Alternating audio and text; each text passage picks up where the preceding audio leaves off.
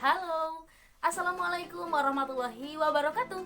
Ketemu lagi sama saya, Risma Nur Safitri. Kali ini kita akan membahas tentang regulator tegangan yang menggunakan dioda Zener. Untuk mengetahui apa itu regulator tegangan, untuk memahaminya, untuk mengerti tentangnya, kita akan mempelajarinya melalui simulasi menggunakan aplikasi Proteus.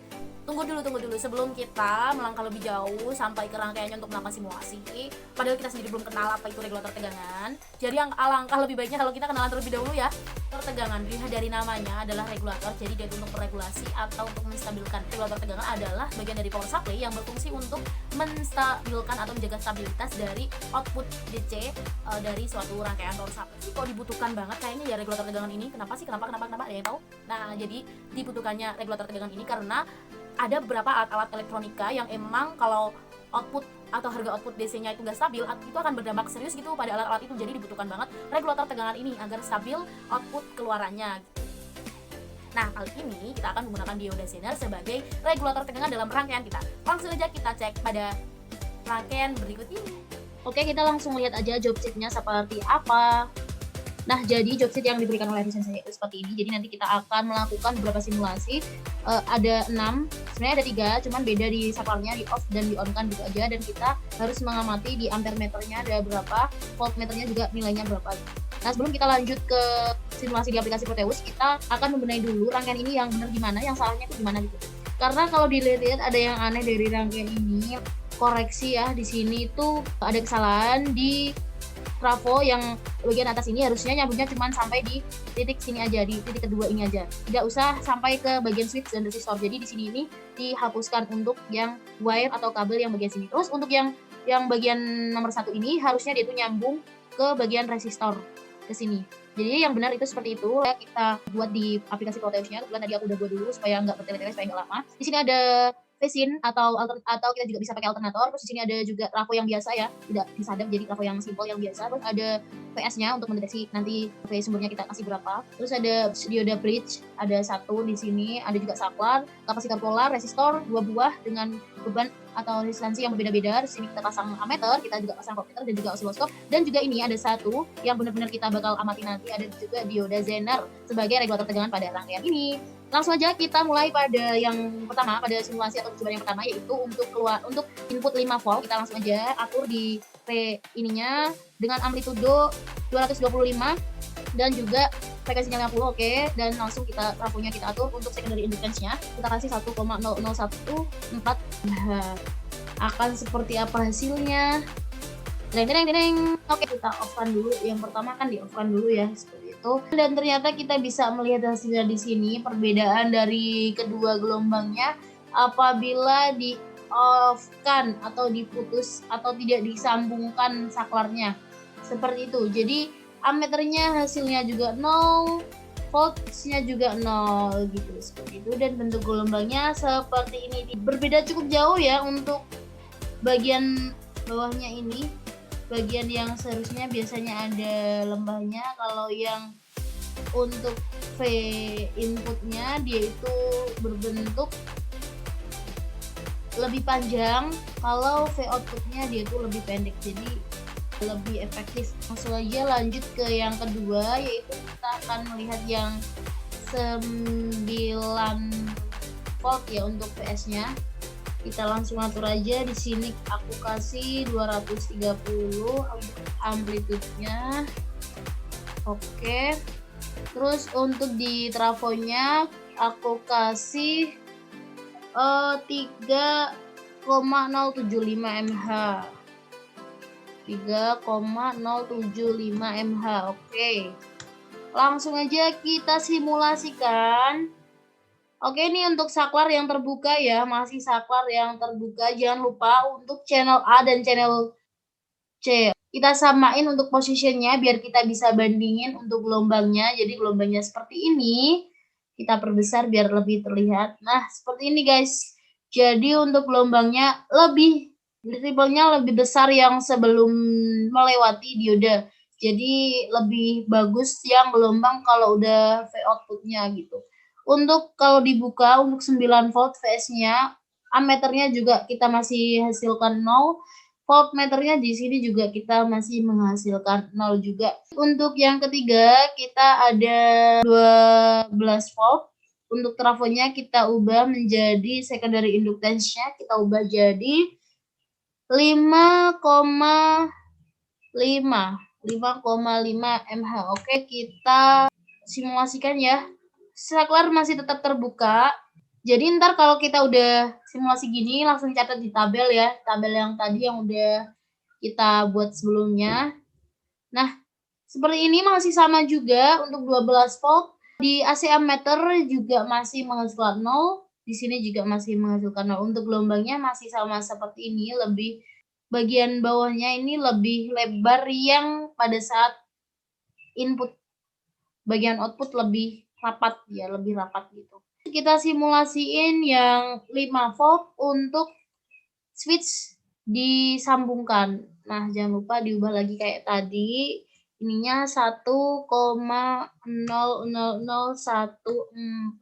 mH. Oke, kita ubah ininya juga. Tadi itu di sini kalau 5 volt 225 ya. Langsung aja kita simulasiin. Jangan lupa saklarnya dihubungkan dulu. Langsung kita simulasiin aja. Nah, ternyata ketika kita simulasikan, di sini bagian sumbernya yang tadinya 5 volt dia berubah jadi 5,07, tidak terlalu jauh. Dan ketika dia sudah melewati diode bridge, ternyata voltmeter di sini yang kita pasang, jumlah tegangan di sini ada 5,52 volt. Dan untuk gelombangnya sendiri, dia juga bentuknya berbeda. Yang semula tadi kita lihat seperti ini, VDC sempurna, tidak ada ripple sama sekali.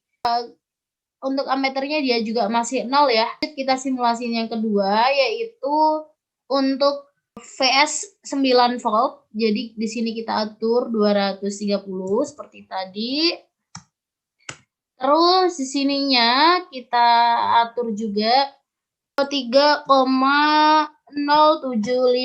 mH. Oke, langsung kita simulasiin aja. Jangan lupa saklarnya dihubungkan karena yang pertama tadi kan udah di off, kita sekarang on kan. Oke, kita simulasiin sekarang. Bagaimana hasilnya? Ternyata hasilnya sama dengan yang sebelumnya. VS 5 volt tapi dihubungkan saklarnya hasilnya sama. Untuk di 9 volt VS-nya yang tadinya 9 ini berubah menjadi, kalau kita buka ya, VS-nya 9 kalau dihubungkan menjadi 9,8 atau 9,9. Dan ketika dibuka hasilnya 00 semua antara AC ammeter dan juga VS-nya. Ketika dihubungkan V output-nya jadi 9,01. Dan kita lihat juga perbedaannya terdapat pada gelombangnya. Untuk gelombangnya ketika kita buka dia seperti ini, terus kita hubungkan dia menjadi sinyal VDC sempurna. Yang ketiga, kita harus menggunakan 12 volt. Jadi kita di sini ubah trafonya, secondary inductance kita ubah menjadi 5,5. Oke, kita langsung oke aja. Langsung kita simulasikan. Ini puasa-puasa harus tetap semangat ya. Semangat. Untuk yang ini, kita lihat dulu kalau sebelum disambungkan saklarnya, ini VS-nya 12 volt, tapi ketika kita sudah sambungkan, VS-nya menjadi 12,1 volt. Ketika kita lepas atau ketika kita off-kan saklarnya, ini semua sinyalnya 00, di sini 0, di sini juga 0. Tapi ketika kita hubungkan, hasilnya berubah di sini jadi 0,01, yang di sini V-nya, V output-nya jadi 9,05. Gelombangnya sendiri juga berbeda ya. Jadi kalau tadi ketika kita off-kan, dia masih ada bukitnya walaupun tidak mulus ya atasnya. Kalau kita hubungkan dia menjadi sinyal VDC sempurna. Bisa kita lihat ya perbedaan antara gelombang input dan gelombang outputnya. Gelombang input warna kuning dan gelombang outputnya ini yang warna merah, ini bisa dilihat sekali berbeda, sangat berbeda sekali. Jadi lebih sempurna sinyal ketika sudah menjadi output atau sinyal VDC. Oke, udah cukup sekian simulasi kita pada kali ini. Langsung aja kita ambil kesimpulan di tabel yang udah aku buat sebelumnya. Nah, untuk tegangan sekunder kita kan memiliki berapa nih ya? Ada ada 3 sebenarnya, tapi kita kan simulasikan off dan on, jadi kita bisa ketahui perbedaannya ya. Jadi ketika tegangan sekunder trafo 5 kita menghasilkan 0 untuk ammeternya, ketika kita on kan juga menghasilkan 0. Tetapi, di sini kita mendapatkan perbedaan ketika kita off kan di tegangan sekunder 5, V-nya menghasilkan 0, tapi ketika kita on kan atau kita hubungan saklarnya menghasilkan 5,52 volt. Dan ketika 9 tegangan sekunder trafonya, ketika kita off kan menghasilkan ammeter 0, ketika kita on kan juga sama masih 0, tetapi ketika kita off kan, voltmeter atau PDC V output-nya menghasilkan 0, tapi ketika kita hubungkan menghasilkan 9,01. Nah, yang terakhir yaitu ketika 12 volt PS-nya, ketika kita off kan menghasilkan ammeter atau ya ammeter 0,0, tetapi ketika kita on kan dia menghasilkan 0,01. Nah, ketika kita off kan dia menghasilkan V output 0,0, tetapi ketika kita sambungkan saklarnya dia menghasilkan 9,05 volt. Jadi ini hasilnya. Cukup sekian simulasi kita pada kali ini. Simulasi atau job sheet kita pada kali ini. Terima kasih sudah memperhatikan video ini dari awal hingga akhir. Cukup sekian dari saya. Apabila terdapat kesalahan atau kekurangan, saya mohon maaf yang sebesar-besarnya. Tetap semangat, tetap jaga kesehatan. Wassalamualaikum warahmatullahi wabarakatuh.